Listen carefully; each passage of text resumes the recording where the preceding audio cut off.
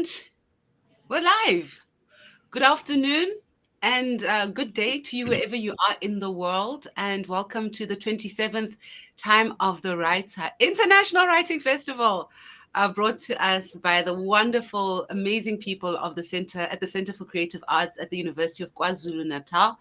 And thank you to folks joining us live online via Facebook and YouTube.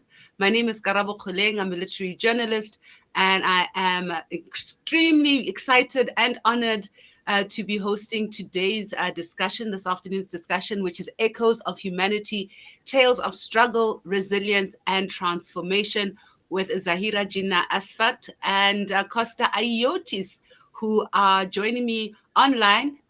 You can see Zaheera and Costa. Hello and welcome to you both, and thank you for agreeing to be part of this panel. Hi, thanks, Karabo. Thanks for having us. Thank you, Karabo. It's a privilege to be with you. Thanks for the invitation. All right, great. Well, by way of introduction, as you may be aware, the theme of this year's Time of the Writer Festival is Reflections, Resonance, and Revival. And our panel discussion is titled Echoes of Humanity, Tales of Struggle, Resilience, and Transformation. Just to introduce our panel of two, Zaheera Jina Asvat is author of Tears of the Weaver, which crafts 10 superb stories exploring the lives of post-apartheid South Africans, unearthing hidden emotions behind everyday facades. From stolen electricity meters to struggles against gender oppression, Asvat's tales paint poignant portraits of individuals grappling with life's challenges. This collection explores the complexity of being human through the lens of Indian descendant Muslim identity across gender, race, and temporality and class in Johannesburg. She sets the stories in Lenasia, the township that the apartheid government created to resettle people whom it classified as Indian after forcefully removing them from zones that it had earmarked for white people. The communal response to this violent social engineering and exclusion under the guise of separate development was to band together to mitigate the vulnerabilities that the system produced. It also had the unintended and negative consequence of reproducing and even deepening those vulnerabilities due to lack of access to education and dependence on hierarchical social norms. And the collection highlights the roles of religion and culture in harmful patriarchal hegemony, racism, and xenophobia. So I'm quoting myself, right? Because I wrote this as a review that was more kind of academic. I promise you and everybody that it's not going to be that heavy. It's 4 o'clock in the afternoon, we're hot, and this is a festival. We're celebrating, right? And Costas Ayiotis is my big fat Greek taverna. In this, we follow his journey from a disillusioned lawyer navigating the dark side of his profession to a determined restaurateur in Hout Bay. This memoir traces his escape from the negativity of international politics to the pursuit of a dream, converting a rundown pub into Lemonia Greek Taverna against all kinds of odds. He also reflects on how this project was a celebration of his Greek South African identity. And as a former state employee and United Nations diplomat without connections in the corporate sector, he took a leap of faith and went into one of the most thankless professions, right up there with teaching, journalism, and writing. That is running an eatery. I mean, I have friends in the restaurant business, and it is truly a labor of love. It is absolutely a labor of love. And we are all the happier for it. Ayiotis also reminds us that with luck, some money, and a loving, supportive squad, it is not too late to chase your dreams. And this memoir epitomizes turning lemons into all kinds of yummy things. Now, I am a fan of most things Indian and Greek South African. Anybody who knows me knows that the inherited culture with an Mzansi twist in the colloquial terms and the food used by these two communities is just right up there. If I'm not eating African, I'm there by Paria in Ilovo or Bismillah Dosa Hut in Fortsburg because I'm a Joe Burger. Welcome again to Zaheera Jina Asvat and Costas Ayiotis. I hope you are happy with my introduction. Zaheera? Thank you. Beautiful. Thank you so much. Okay, you're welcome. So let's get into it then.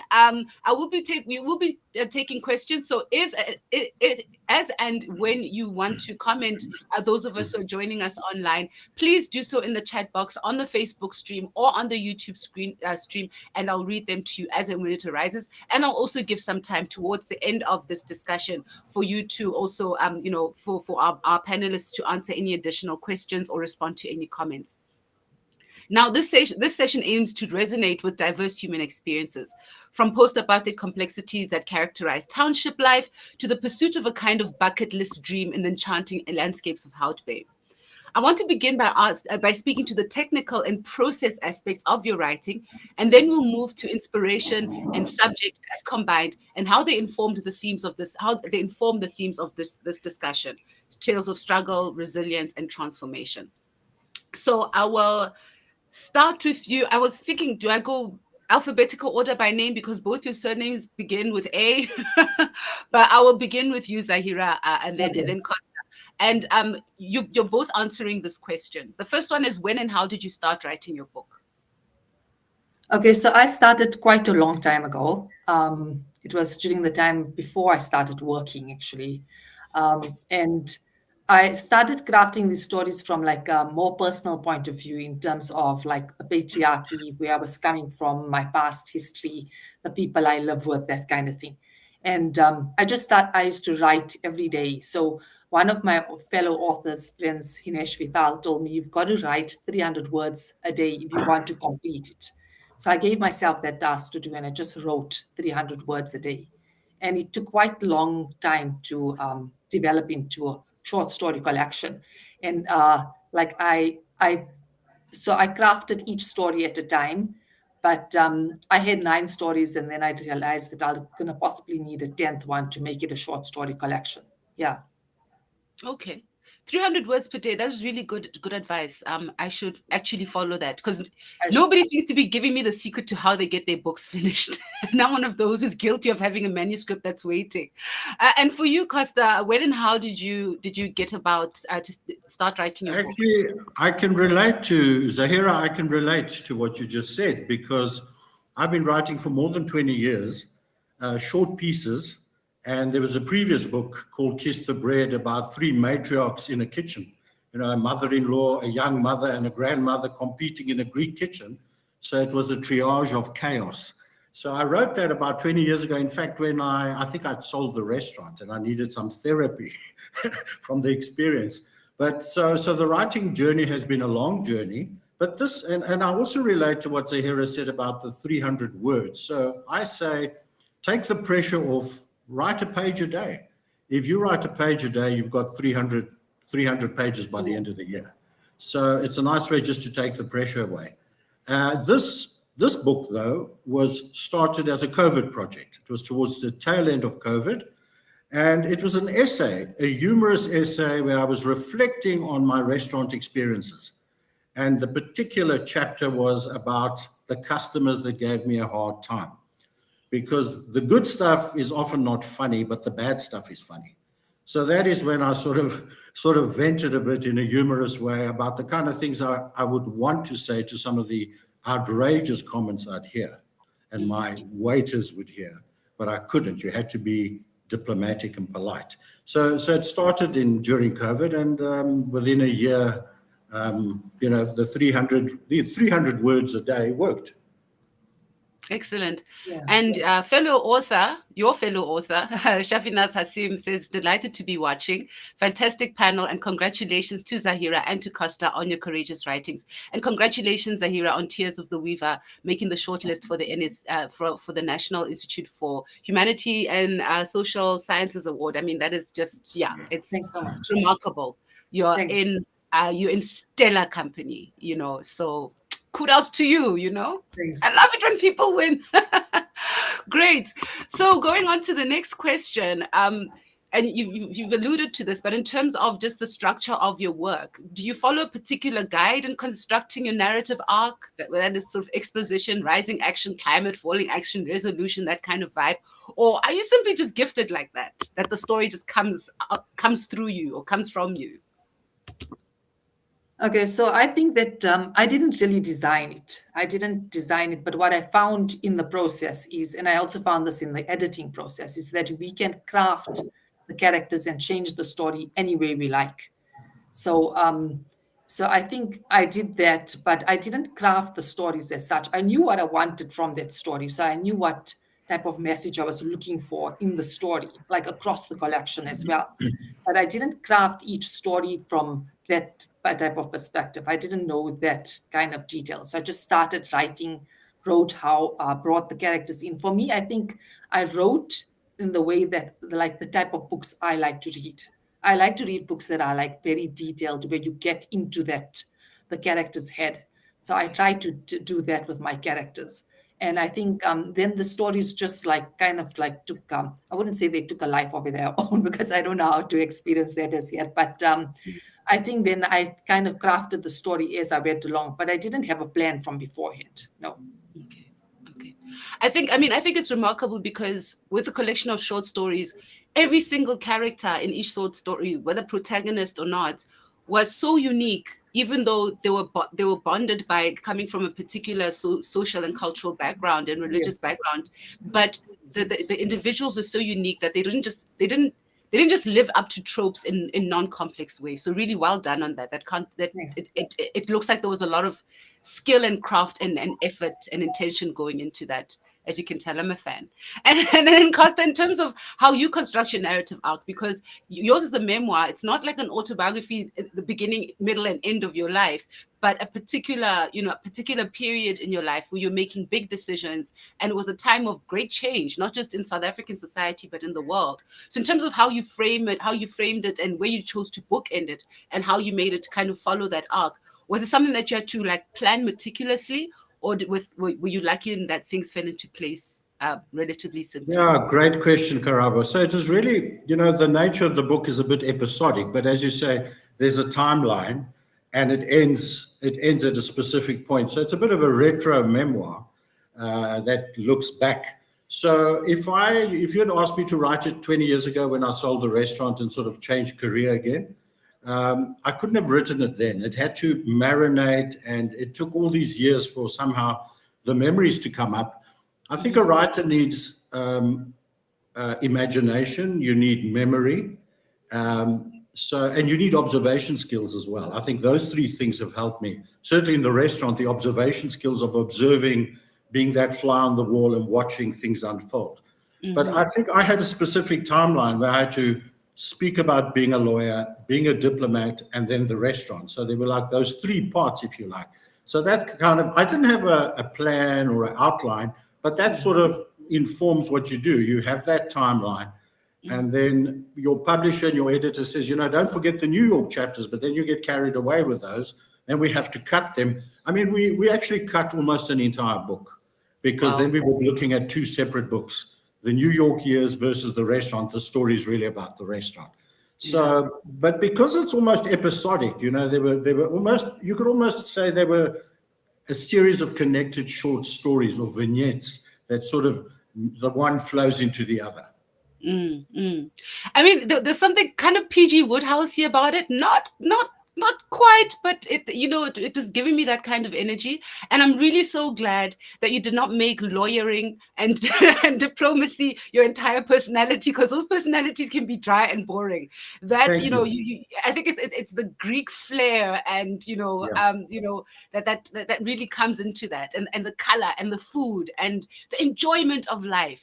You really bring that across in your collection of stories. So yeah, thank you for that, and well done. Thank you. Yeah, it was the celebration. When you get stuck in the legal profession, I mean, it's really, and lawyers are, I'm sorry, diplomats are so careful with their words. But as a restaurateur, you can embrace that exuberance and the celebration of life with food and people. Yes, yes.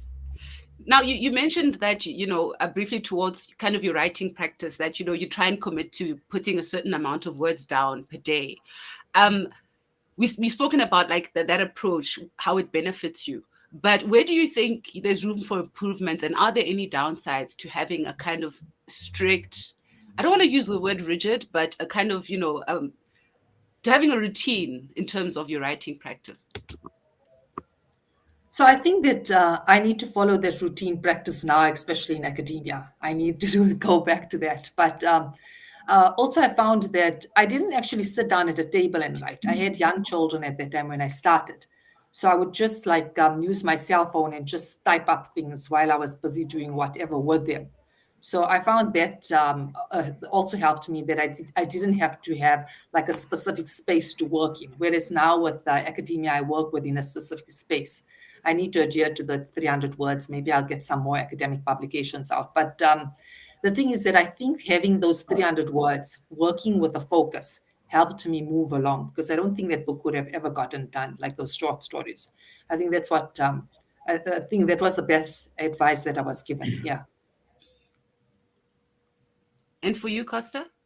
It was pretty flexible, but I wasn't sort of, some days you write more than 300 words.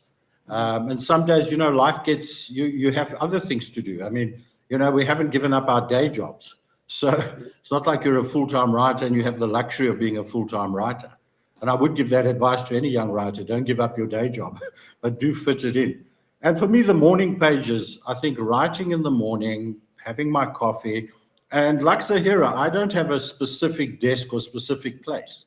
I tend to move around. You take your laptop and your notebook. I might sit at a coffee shop. I might sit in the kitchen. But the morning pages, I think, is when late at night used to be in Hout Bay, or sometimes early in the morning when it's fairly quiet. And then you have a life. There were a lot of English authors that used to, I'm thinking of Graham Greene and some of the legends, they would write in the morning, but then they would have a life afterwards. They'd go for lunch, they'd meet friends, they'd do other things. Then you get other authors that say, listen, this is a job. I start at 8 and I finish at 5. And some guys like Philip Roth, they do it Monday to Friday, well, Monday to Sunday even. But we have families, we have lives. I mean, for me, I'd like to cook in the afternoon or go and buy the groceries and make a meal and sit with my wife. So you have to have a life as well. So you kind of fit it in. Where you can. My rewriting would come in the afternoon when I'd re-edit and look at something and say, listen, this word or this sentence. So there was a lot of rewriting that happened sort of later in the day. Okay. All right. Yeah, I mean, I suppose our writing practices are as unique as our personalities and biorhythms, because I try the 4:30 in the morning thing. Unless I'm studying, like it's academic stuff, then that's great. But in terms of where inspiration comes from, I'm going to follow your practice, and yeah, wish me luck. And then in terms of audience, right? Do you write for yourself? Do you write with an audience in mind? Is it a combination of both? Are you doing it for posterity? Why do you write? And who do you write Okay, for? so I think with this collection, I wrote specifically for an audience. I think I was trying to make certain, like, it's not like I was actually trying to unleash certain stories into the public domain. I felt that they were needed. They are negative. They're not like Costa's stories about like all the warmth and the happiness with regards to family life and stuff. So I thought that those type of stories needed to be told. So I was very specific with the type of stories that I told. So it's not tears of happiness stories, it's tears of sorrow stories, it's tears of sadness, it's tears. And also I think that that part of the feminist part of me comes out in my stories and in how I wanted to tell those stories. So I was specific of with what type of stories I was writing. So I'm actually writing for Muslim female women that need to read these stories, because I feel once these stories are out in the platform, out in the audience, that's when we can see what's wrong and we can address what's wrong. So I find also like within Lenasia community, and I just want to say that even though the stories were set in Lenasia, they're not like representation of Lenasia. We still have those bubbly, bustling mornings and things like that. But it is representation of a lot of women who are going through those experiences. A lot of people that are going through those experiences. And I think once people read this and like also look at it from their points of reference, I think it would be able to initiate some sort of change, some sort of transformation. And I think that's where I come in from. So even when I think about like the piece that I wrote for Sue Inyati's book on gender-based violence, when Sue Inyati came to me and asked me to write the piece, I said, no, but I've never experienced that. But I have experienced gender-based violence from a different point of view, and I tried to bring that in. And I did the same thing with this book. So it looks at gender-based violence not from the physical point of view, but from the emotional point of view. And it's important stories that need to be told. Yeah. And from a spiritual point of view, I mean, what I Yes. really like about what you're doing and what, I mean, 20 years ago when I was kind of starting out, it was very rare to read about Muslim women. And, even finding stories, to review. So, like, I was working for Islamic media and even getting stories to review on the book show, on my book show, that would speak to the Muslim woman experience and also localized in South Africa was almost impossible. The voices that were visible, that were prominent, were male voices, and other people were talking about Muslim women to Muslim women, and not Muslim women Yes. actually writing those stories. So I'm just so glad that it's finally happening, and the stories are varied and they're romantic and they're sexy and they're pure and they're dirty and just the whole range, that it's not Yes. just one identity. So what you did really really resonated with me. So thank you so much for Thanks. that. Thanks. And then in terms of audience for you, Costa, who are you writing for? Do you think of who you're writing for when you write your book, or is it a combination? Tell us Yeah, more. it's a combination. I mean, I do write with a more light-hearted tone, so there might be a bit of depth and seriousness that works its way in because I do like depth as well. Life is just has its ups and downs, but I do write to amuse myself sometimes, and maybe a select small group of people, and then it has a wide. Then it starts growing with a wider appeal. But by the very nature of the book, I think people that maybe think they have a restaurant in them. We all think, could I open up a little place at the sea, maybe, or start a little restaurant business, or people that want to make changes in their life. But I thought I was definitely sort of, as I started, as the story grew, I realized people that had been to my restaurant, that had their meals there, people that are interested in food like yourself, that are interested in Greek food or the process. And so it wasn't a how-to book. I didn't want to make it, that would have been very boring to be an instructional book. It had to be entertaining. So I thought I just want to entertaining, but also with a lighter touch. But as it grew, as I started writing, I realized it might have appealed to people that want to make those dramatic changes in their life. But Yes. only afterwards, when the reviewers sort of looked at the book, and everybody related it. There was relatability, but for different reasons. Yes. Some people thought they will pivot, to use that cliche, that corporate word, to pivot, try something new, throw caution to the winds, and make dramatic changes in your life. I was very touched by a woman that said, I had a stroke and I read this book line. She was a former teacher and she read it with a ruler, line by line after a stroke. It was the first book she read after her stroke. And she said, this helped me start reading again, my love for reading. And it's an easy book to read, it's not a difficult book. And that helped her. Another young man said to me, I'd never eaten Greek food before, but I read your book and I don't normally read books like this.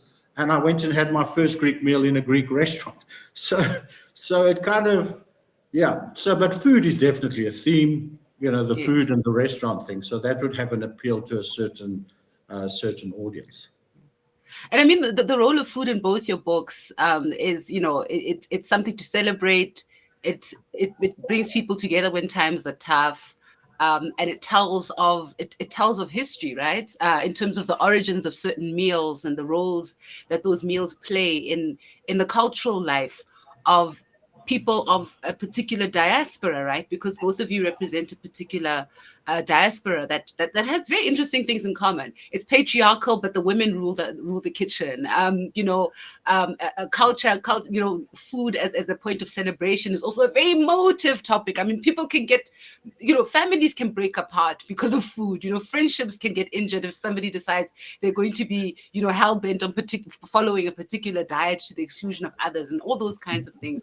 And just also the roles of these kind of diaspora, but not particularly at the center of whiteness when we speak about South Africa, but also the roles that those communities have played in the aspect of resilience, of how you can be a descendant of people where the origins are far away and the history is relatively recent, and what has kept the community going, and also what the community has been able to give to its neighbors, whether it be, the African community or the white community, but whoever the neighbors are. I think one thing I really enjoy about South Africans of Indian and Greek origin is that generosity in sharing the culture, especially through food, especially through food. And so moving on to the next question, before we start to speak to the particular themes, is in the sense that I try to cater for the reader, but being South Africa, a significant number of people in our reading audience, including those who are tuned in online right now, are aspiring writers. And the question that always comes up in these fora is that of getting published. Can you now share your publishing journey with us? Preconceptions that you may have had, met and unmet expectations, as well as any pleasant surprises in your journey towards getting published. Zaheera? Okay, so I started, I think my the first book that I did was Riding the Samosa Express, which is a collection of personal narratives by Muslim women around the concept of marriage. And so I co-edited that with my sister-in-law, Zaheera Asvat. And what we did was we were looking for editors. So a cousin of mine put me on to Liz Spark, and she put us onto Colleen from Mojaji Books. And that's how I found out about public. And I found, it was a very different market, to get into publishing, and also getting other people to write with you, was because publishing and the writer's world is a whole different market. It's like a niche on its own. And you've got to like try and penetrate that type of market. And then we put our book out to, we sent it actually out to lots of publishing houses, and then Mojaji Books took it up because they're a feminist publishing house. So I worked with Mojaji for that book. And then we did Saffron, which is also a collection of narratives by Muslim women, but all over the world. And that was published by African Perspectives. And so that means I had already entered into this traditional publishing world, you would say. It's not like the self-publishing, not the vanity. It would be like this traditional. So when this book was on the, so I actually spoke to Colleen from Mojaji, and I asked her, would you like to read it? And she said, no, send the manuscript through. But it still went through the same peer review process of others reading it, and then that type of thing. So I think it was easier with this book because I knew the process. Also, traditional publishing is different in the sense that you're not paying for anything towards the publication. I have had other books where I wrote a children's book. I had this idea that I was going to make money out of children's literature. So I went through this whole process of writing the story and having it professionally edited, and then looking for illustrators. And illustrators are very, very expensive in this country. So I illustrated the story myself, and then went ahead and self-published it, which is a whole different game on its own. I found that I lost money in that whole process, even though the book was then taken over by a publishing house in the US. I still lost money. So it's just there's different types of publishing. So it's your vanity and your self-publishing and your traditional publishing. But I found with this book, it was a lot easier also to get the work out, because the publishing house does most of that for you, the marketing for you. Yeah. Yes, indeed. And Costa, also not your first rodeo. Can you describe your publishing journey? Yeah, it was a very long journey. So the first book, which is now going to be the second book, which is now complete, nearly complete. So it's going to be submitted soon, about the three matriarchs in the kitchen and huge fights. So that one, say 15 years ago, went to a big publishing house. And there was a gentleman publisher there, the biggest publishing house in the country. And he had done time in Greece, and he loved it. And he was very keen to do it. And then we went down the line, and suddenly I think the finance and accounting people and the bean counter said, no, this is a mid-list. He was very disappointed, and so was I. The following year, the publishing house, there was a merger of two publishing houses, and they became the biggest. And they tried a second attempt, and it didn't happen. And then I left it. I thought, okay, not meant to be. Let's leave it. This book, which is now the first book, My Big Fat Greek Taverna, after writing it, I just serendipity maybe, part of a Wits University group, my old Wits group, and I saw a book there by Melinda Ferguson. And then I realized Melinda Ferguson is not only an author, but she's also a publisher and an editor. So Melinda wears many hats. And I realized then she's also part of a bigger publishing group, NB Publishers. So I sent the story to Melinda. Melinda loved, I sent her I think a sample chapter. She loved it. And she said, listen, you know what? My list is full. you might have to wait. I said, I don't mind. I've waited so long, it's fine. I'll wait. I'll just keep writing. And anyway, it happened very quickly. Melinda liked it a lot. She said that she had a discussion with the NB team. They enjoyed the entire sort of tone of the book.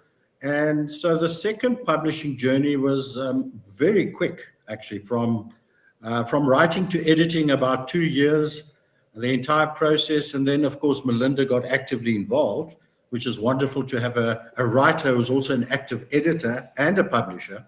So she edited, and we had another editor that's part of the NB team, very talented man called Rian, and he also helped with the editing because we had to cut a lot. That's when I understood when they say that writing is a process of deletion.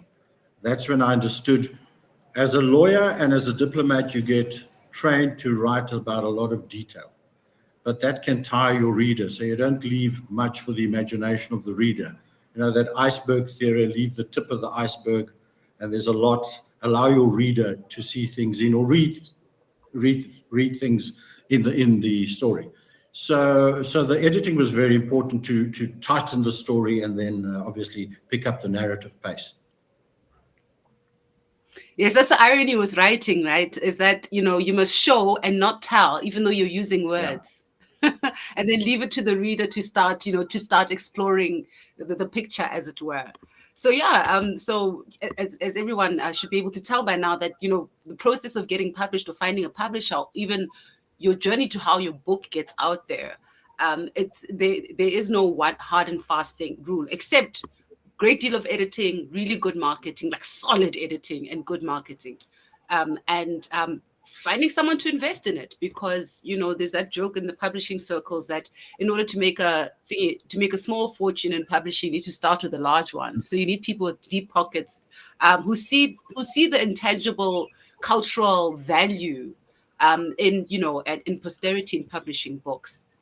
Now to talk to our themes, which is this afternoon's chat, is Tales of Struggle, Resistance, and Resilience and Transformation. So I want to begin with struggle, right? And then I'll give Zaheera a break from being the first one to speak, to answer my questions. Now, Costa, as much as I absolutely resent it, because I don't think it has contributed positively to my character, struggle appears to be a part of life. We experience it at different levels and to wildly varying extremes. So let's talk about struggle in your book. And I want to talk about internal struggle, then we'll move to kind of interpersonal, kind of, local struggles, and then the kind of big struggles of the world in history. Looking at internal struggles, which are, for example, fear of failure, quest for identity, good versus evil, struggle between personal desires and duty, among others. What internal conflict do you think you might have been grappling with when you decided to semigrate and open shop in Hout Bay? And were you witness to anyone else's internal conflicts that you kind of explored in your book? So the struggle was, you're doing something new, right? So, I mean, I'm the child of immigrants. I wasn't born in South Africa. I was born in Egypt. So we had our struggles, as immigrants in this country, in apartheid South Africa. And so there were struggles there. But going to Hout Bay, a little sort of a small little quirky little place, and you've got the locals there. And of course, you come from upcountry with your dream to open up your little place on the beach. But you do get resistance. You do get the naysayers. You do get the people that say, oh, this will never work, because in this particular house, where there's a rundown pub, nothing has ever worked. So there was a lot of negativity. This location has never worked, near the police station. Restaurants come every 6 months. So you're up against that. So you start doubting yourself. You say, well, I'm going to create this. This is my vision. This is my dream. We're going to do the absolute best we can with no previous experience. And we're going to build this. We're going to make this and create our vision. But will they come? Will the customers come? Will they support us? Will they like it? But there'd never been a Greek restaurant before in Hout Bay. So we were pioneers in that sense. But it is a quirky little fishing village with some quirky sort of characters.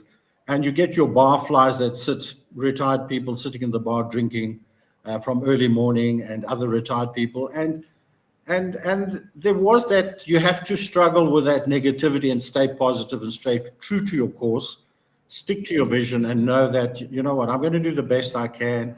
And we're going to try and, when you come to our place, it's going to be it's going to be like walking into somebody's home. We're going to remember your name. We're going to make you feel comfortable and at home. So that was the struggle. The internal struggle is obviously, you have doubts. As committed as you might be, I wasn't that concerned about the financial thing because it wasn't really a major investment at the time. I mean, the way we cobbled this thing together. So it wasn't. So I did have a view of, we've got nothing to lose. So when you go into a business venture or anything with the idea, I don't have much to lose here, we're going to give it a go. Let's say we open it and we just kind of break even and we put food on the table and I can live in the house, then we're okay. We're not become millionaires from this. So those are the sort of struggles. And then obviously you get the difficult customers. That's a struggle. That sort of tests you, but you learn from that, from the difficult people and the people that throw things in your face and make rude comments and so on, because you are at the front line. Somebody comes in on a bad mood on a Friday night. It's not as bad as Joburg. I mean, Hout Bay is a bit more chilled. But Friday night, they were different to Sunday and Saturday when they would sort of, take it out on you on a Friday night. It's been a tough week. So it tests you. You get tested about how you're going to respond, how you're going to be with people. But it does teach you a lot about yourself because you're in the heat of the kitchen and you're getting somebody at the front of house that's taking it out and you become their punch bag. So I was very gentle with our waiters because I knew they were in the front line as well. Yeah. And then with the issues of internal struggles and struggles with others, I mean, Zaheera, your characters face a great deal of internal struggle, particularly when it comes to personal desire versus duty. I mean, shame, it just breaks everybody, right? And then there's the bigger kind of struggle of being located in a community or in a locale that was not constructed for the healthiest of relations between people. Can you tell us a bit more about how you explored and may have had to deal with some internal struggles of your own, or how you work through them through the characters that you constructed in Tears of the Weaver? Okay, so like you said, Karabo, I think in each story, the characters are going through some sort of struggle. If you take each story, but I think when the book, I went through this internal conflict also all the time. Like even before this interview, I keep on thinking there's so much of whatever going in each of these stories that it's almost as if that you don't know how much to put out there and how much to keep hidden. And I think that became my internal struggle. A lot of that became my internal struggle where this book was out in the public domain, and how you only when the book actually got out did I realize, oh, wait a minute, people are going to read this. And I think that became a major internal struggle for myself. And I know I had these long conversations with Rosina Teba about it because she had put out a memoir also, and you think about how much do you want to give out there and how much needs to change and how much do you think. And I think within our communities as well, we've got everybody, there's lots of women that are experiencing personal inner struggles. And I think I try to capture that in those stories. But I think also one story that I think that I want to tell from India is that the story of Suhail Mangal as this immigrant from India, and now is trying to make it within this Lenasia type of community, and also he's living out of Lenasia. And now there's no money because he's lost his job through xenophobia, and he goes through the struggle that there are these people that are going on a Wednesday morning to collect rubbish from bins and taking it in these trolley guys, but he doesn't want to do that. And that's like a struggle on a different, it's like struggle those people have to go through every single week, go to people's bins, collect that rubbish, walk with those trolleys, And I was trying to explore that. What does it take for somebody to hold up somebody else, and rob them? That type of poverty, that I was actually trying to get to that point. So I think all of my characters go through these type of struggles. Even the lady that was wanting to get married, but then she realized that Farouk was a political activist. Now, how much of yourself, how much of your life do you want to give away in knowing that you're going to have somebody that's going to be living this? So I mean, if you look at our president as well, I mean, his family sacrificed so much. And I have my father-in-law as well, was Dr. Abu Bakr Asvat. And I mean, that also was like a lot of sacrifice. I think I tried to explore all of this, but in exploring all of this, there was all of this that I was unleashing into this public domain. So how much of it do you want to really put out there? That was my inner struggle. And I think when the book Yeah. also got published and I had these conversations with certain people, and I thought to myself, really, did I have to be the one to put this out there? But I think it's important because, especially now with the whole polygamous marriages, where, Naomi Nicolea wrote a critical piece on the book. And she says, from a feminist point of view, there's this discussion about us as women having children. But she says the book actually showed her that when we have children in a Muslim marriage, you like actually like consummating that marriage for yourself as a wife in that home. So now you have a mother, you are a mother, you have birthed a child. So that's like a bind. It's Oof. like a bind, you know what I'm saying? And it's like, I see this all the time. Like, I mean, read it on Ask Nanima, where these women will say they want to become second wives. And somebody else would give them the advice, but have a child so you can consummate that marriage, bind that marriage and your Mm, identity as a mm. wife and a mother. And I think to myself, there's so much of vulnerability that's going on. You know, there's all these struggles, and it's like layered struggles. And I don't know, I have this everyday type of struggles within myself because I keep on thinking my mother and my mother-in-law are not around, but had they read this book, what would they have thought? Because like Costa spoke Mm. about the matriarch, within with us, I feel the matriarchy actually like supports the patriarchy, where you have these older women that say, if your marriage is not working, sit on the musalla and pray to God. Don't complain. Make sabr and dua. Yes, Yeah. The patriarchal princesses of the yes. world, right? So Phew. there's a lot in this book. There's a lot. I mean, you Mm. read the book. Every story is like laden with all of these struggles that people are going through. I mean, you take the electricity story as well. Those type of things happen. Like we don't have electricity, and you want to actually complain and tell City Power that you're running off free electricity, but then who do you go and tell, and what are the consequences of that? Do you know? So I think people have these Yeah. ongoing struggles and how they deal with it in everyday life. But like I say, it's not a reflection of Lanesia society, but it's a reflection of people's private worlds. Yeah, I mean, it's what I like with your books is that they speak to something that can be you can we have the general ideas and the general stories, but then the value of particular stories, which is why I'm a big fan, even academically, of kind of qualitative discourse. You know that you can pick apart the unique elements of a story to tell a broader or to reveal a broader truth about what it means to be human, because Yes, I think that is it ultimately for me. What does it mean to be yes, human through these different ways that people conduct their lives and respond to challenges. Now, and I mean, just speaking about the grand struggles, the epic struggles of the world, right? You've both mentioned, for example, the internal conflict, that the things that you have to, the struggles that you have to overcome inside yourself to put to tell as authentic a story as possible. I think that's the struggle that kind of that is common among artists and writers. And then you think about the grand struggles of the world that also touch our lives, right? The impact of the pandemic, for example, on global supply chains meant that some of us couldn't find our favorite mayonnaise. The war in Ukraine sent already high prices of cooking oil into overdrive. And the side you take regarding events that aren't even happening in your backyard can make or break your friendships.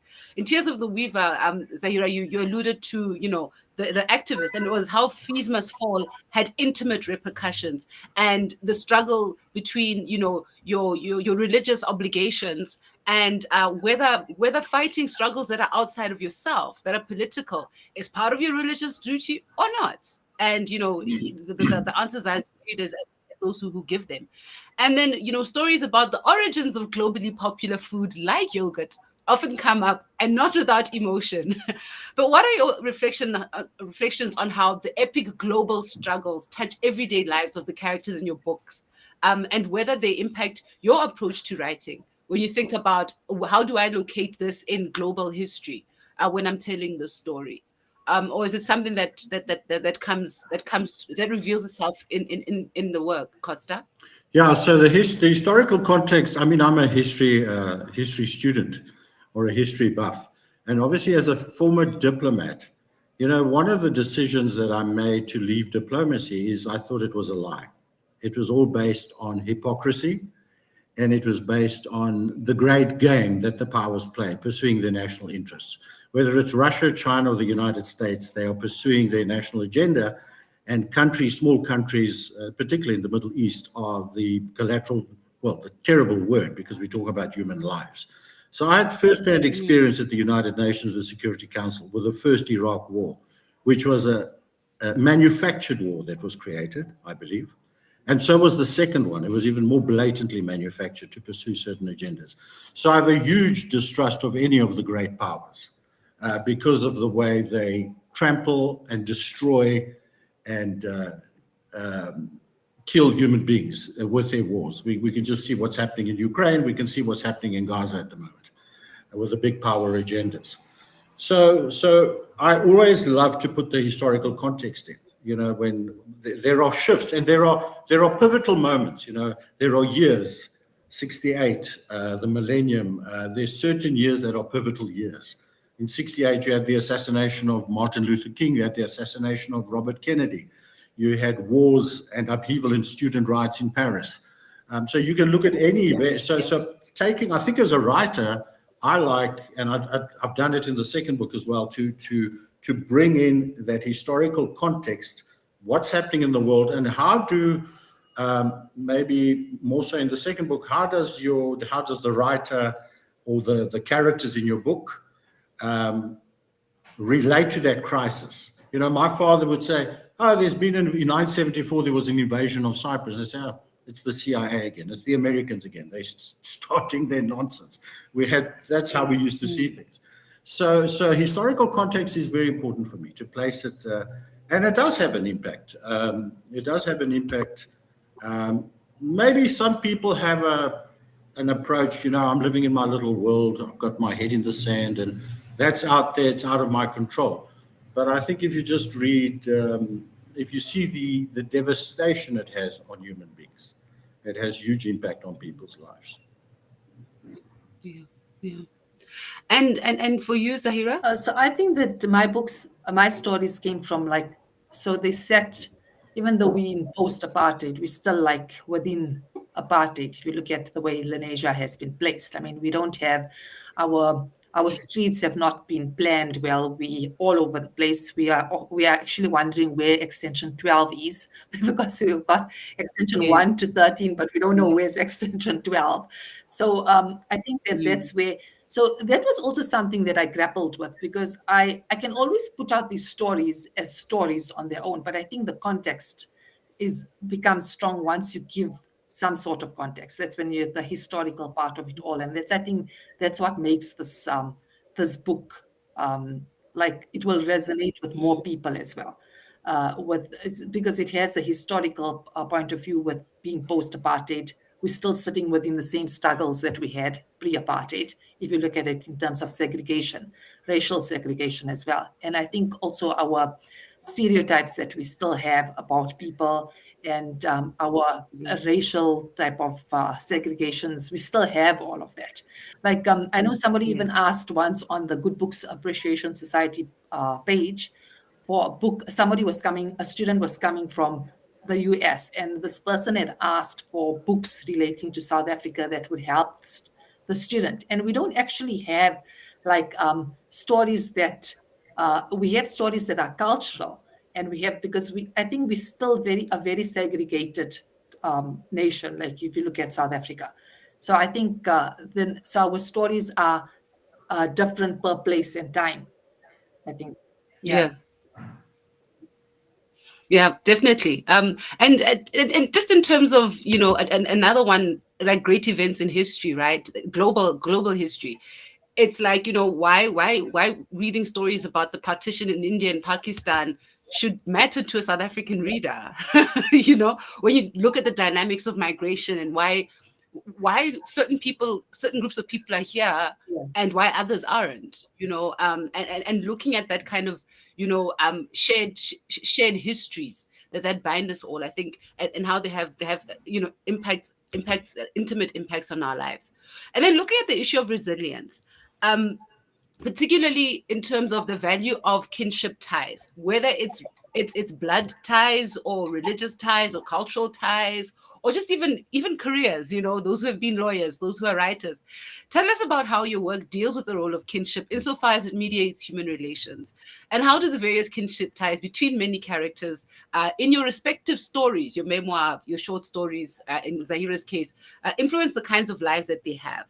And to make it easier, let's look at marriage and family first, and other ties related to work and economy and religious and other social groups. How do you reflect on these kinship ties and their role in building resilience or affecting resilience adversely, Costa? So I suppose a way to answer that is to say, what are your support networks? Who are there to support you? And of course, families. I mean, family is so important, that family unit. And as a writer and as a restaurateur, I've been blessed to have a very supportive wife. And my wife, certainly as a writer, I mean, we shared the vision. It helped that we shared the vision. We wanted to move to Hout Bay, get away from Joburg, and start a small business and start a family as well. And Christine and I shared the same vision. And I mean, our roles are interchangeable. I pack the dishwasher, I cook, I buy the food. There's no, you're a man, so you don't cook. I cook at home. We're interchangeable. We're a team. We're a partnership. So, but I did grow up, I was born in Egypt and my father was born in Egypt. My father was more Arab or Egyptian than Greek. So he was far more patriarchal and that way in terms of roles. So, but also with the writing, I must say with Christine gave me the freedom, the time and the space to pursue my passion for writing. And she said to me, I don't need you to be a successful writer. I don't need you to be a published writer. And I don't need you to be a wealthy writer. You just need to be a happy writer. Enjoy what you do, which I do. I love writing. I mean, it's the air that I breathe. I would do it for free without recognition, which I've done for many years. Some people, it touches their lives, fantastic. That's an added bonus. So yes, that the kinship and the support on a more sort of different sort of micro level with the restaurant. I had great support from restaurateurs in Johannesburg, Greek restaurateurs. Not so much in Cape Town, Right. Not in Cape Town, sorry to say. But in Joburg, they were very willing to give me, I had people that mentored me, gave me advice, said, listen, these are the rules, do this, do that, watch out for this, don't put out too many tables. So I got lots of advice and support that way. And then, of course, we had, once we got going, we got great support from our community. And we did say out there, we were employing people from the Mandela Park informal settlement. And I would drive in every night and take my people home. So we're providing some employment. And from the community, we said to the community of Hout Bay, even though there was minor resistance, we did say to them, we're not here for tourists. If the tourists come, they're an added bonus. We will always make priority for our locals. And I think maybe there was self-interest. We were selfish about that, or enlightened self-interest, because at the end of the day, in winter, you need your local community. You need the support in a small town and in a fickle business like the restaurant, a fickle town like Hout Bay. And I mean, it's a business and an industry where in the first year, there's an 80% failure rate and an 80% failure rate in the second year. So there's a very high failure rate. So looking after your local community and their support is critical. So all those support networks, then the support of your suppliers, the support of your staff, you become a team, a network, a family that we support each other. So those ties sort of very important. The Greek community, maybe, yeah, they did come. They were curious, of course, to see what we were all about. But we were there for everybody. So yeah, that's how I see it anyway. Great. And then the value of, the role of kinship ties, because I mean, I think I've got a more intimate than most knowledge of Indian, particularly Muslim Indian society in South Africa than most Black people that I know. Actually, almost every Black person I know. Is for example, some of these kinship ties have survived over generations, where there's an allusion to the village that your ancestors came from, to how your family makes us, perform, prepares a particular Yes. meal. But what are your reflections on the role of kinship ties in the context of resilience, and how your stories reflect on that? Okay, so I Zaheera. think that every story does have a bit of kinship ties in it. I mean, there's all the stories are situated within a family structure.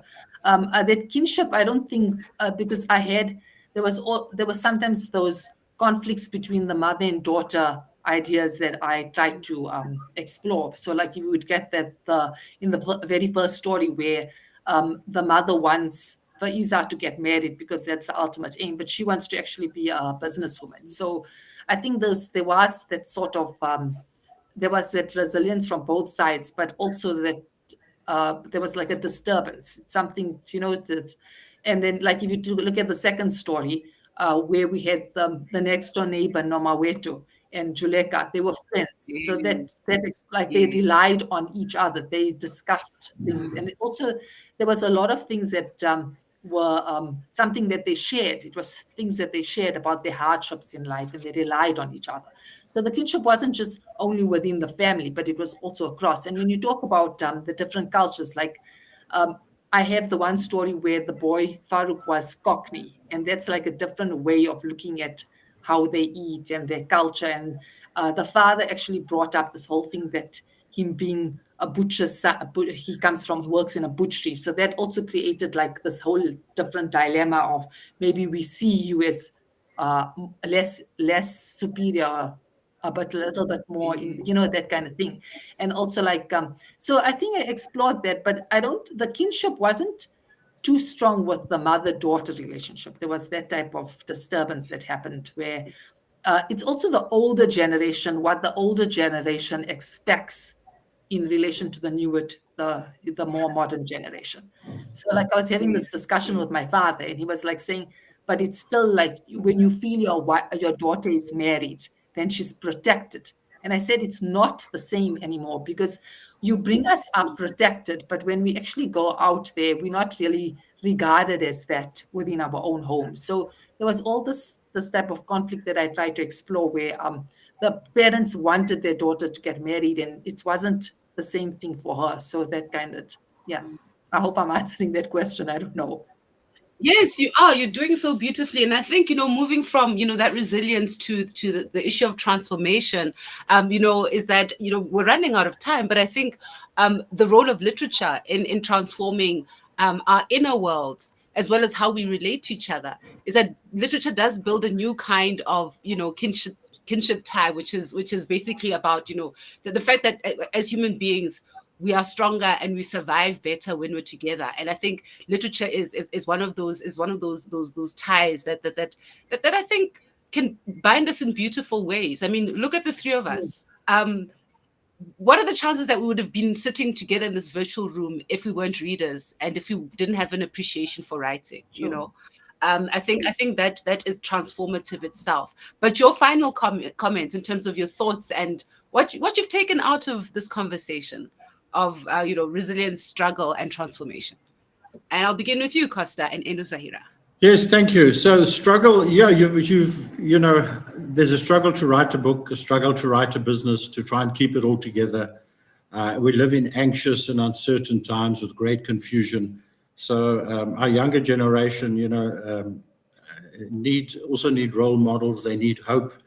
So, and the kinship, yeah, I think I'd like to add to that. We had two formidable matriarchs in the kitchen. My aunt, who was my We have a minute, so that they might just chop us off at yeah, four sorry. o'clock. So they were Yeah. there. So, but yeah, it's all about, handling the change, but you need these formidable matriarchs, two Greek elderly women, and they're from the generation that didn't complain. They suffered great adversity. They Exactly. did not complain. They just got on with the job and never complained. So I think you learn from that to build resilience for the generation that gets on with it, and just does the best they can with what they have, whatever their circumstances are. So I think those are great And in lessons. that way, you can transform your experiences. Yes, definitely. Sorry to cut you off. You have 1 minute, Zaheera. So I think if we speak about transformation and just general writing and things like that, I think it's important to actually write the stories, to get the stories out there, allow it to be in the public domain, because I honestly feel that's the only way change is going to happen. And I like the way Costa spoke about hope. I think, especially for future generations in this country, I don't know, the hope factor is a big thing. But I think the kinship, being together, supporting each other, and getting through everything will ultimately be the final test, I think. Yeah. Well, thank you both for transforming my life Thanks. and your readers' lives through your work. And I hope that this experience has been a positive one for you too. Thank you to everybody who has joined us online via YouTube and Facebook. Many thanks to the Center for Creative Arts at the University of KZN for putting this wonderful festival together, and to the funders, the Department of Sports, Arts and Culture, National Arts Council, and to some of our partners, the Wits Writing Program, Durban City of UNESCO City of Literature. And yes, if I've left out anyone else, please forgive me. But thank you so much to our authors, Zaheera Jina Asvat and Costas Ayiotis. Please keep on writing, and I hope that your books enjoy a long and a fruitful life beyond your own lives. Thank you. Thanks so much, Karabo, and thanks for having made this whole discussion very interesting and supportive. Thanks. Karabo, thank you for your wonderful questions. Thank you so Yes. much. Wonderful. Thank you. Thank you so much.